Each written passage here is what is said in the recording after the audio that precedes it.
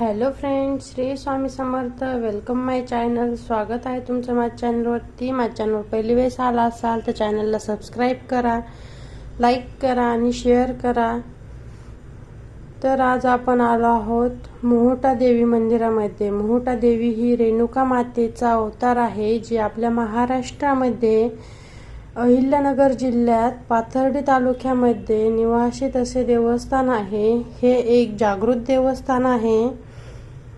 नवरात्रीला इथे खूप गर्दी असते आणि एरवी पण तुम्ही पाहू शकताय. आम्ही एरवीच गेलो होतो मंगळवारी एका, तरी पण एवढी गर्दी आहे. व आतमध्ये पण तुम्ही आता पाहू शकताय, म्हणजे मी व्हिडिओमध्ये गेल्यानंतर तुम्हाला दिसेलच किती गर्दी आहे जास्त. आम्ही आता बाहेर थांबलो होतो कारण आतमध्ये आरती चालू होती. आरतीच्या वेळेस दर्शन थांबवतात, त्यामुळे आम्ही बाहेरच थांबलो होतो. तर चला वेळ न घालता आपण पूर्ण मंदिराचा परिसर व आतमध्ये देखील मंदिर कसं आहे हे पाहून घेऊयात.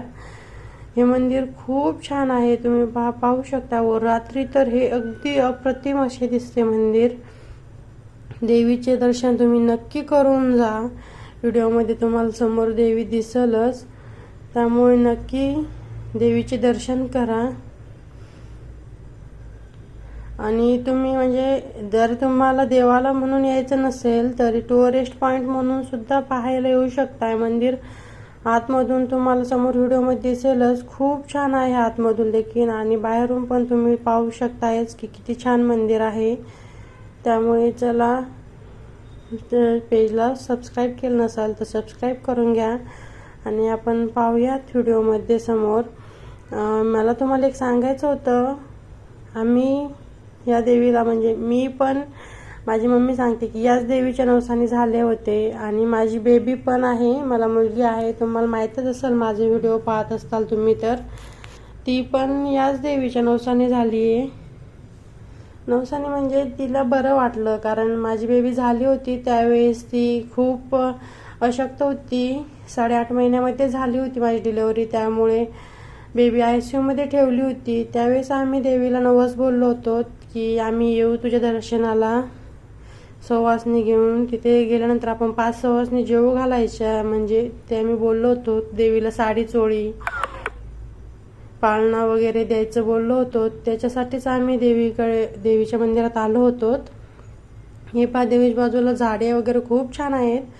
चला मग थोडं फास्ट फॉरवर्ड करते, म्हणजे आपण पटकन आतमध्ये पोहोचूत.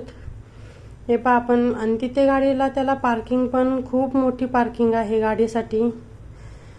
आणि एकदम मंदिराच्या डोंगरावरती देवी बसलेली आहे, पण आपण एकदम वरतीपर्यंत जाऊ शकतोय गाडी घेऊन, त्यामुळे जास्त काय चालावं लागत नाही.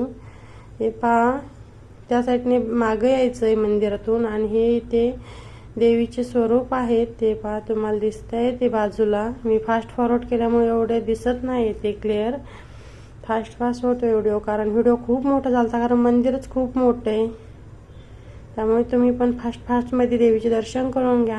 आणि इथूनच भगवानगड जवळ असल्यामुळे देवीच्या देखील, म्हणजे आपण एंट्री गेलो ना समोरून, तर हे पहा इथे भगवान बाबा आणि वामनभाऊ महाराजांची मूर्ती आहे. हे पहा, भगवान बाबा हे मूळचे बीडचे आहेत, म्हणजे भगवान बाबा आणि वामनभाऊ दोघे भाऊच आहेत. ते दर्शन करून घ्या. हे पहा, या साईडला वामनभाऊंची मूर्ती आहे. हे पहा, यांचे पण दर्शन घेऊया.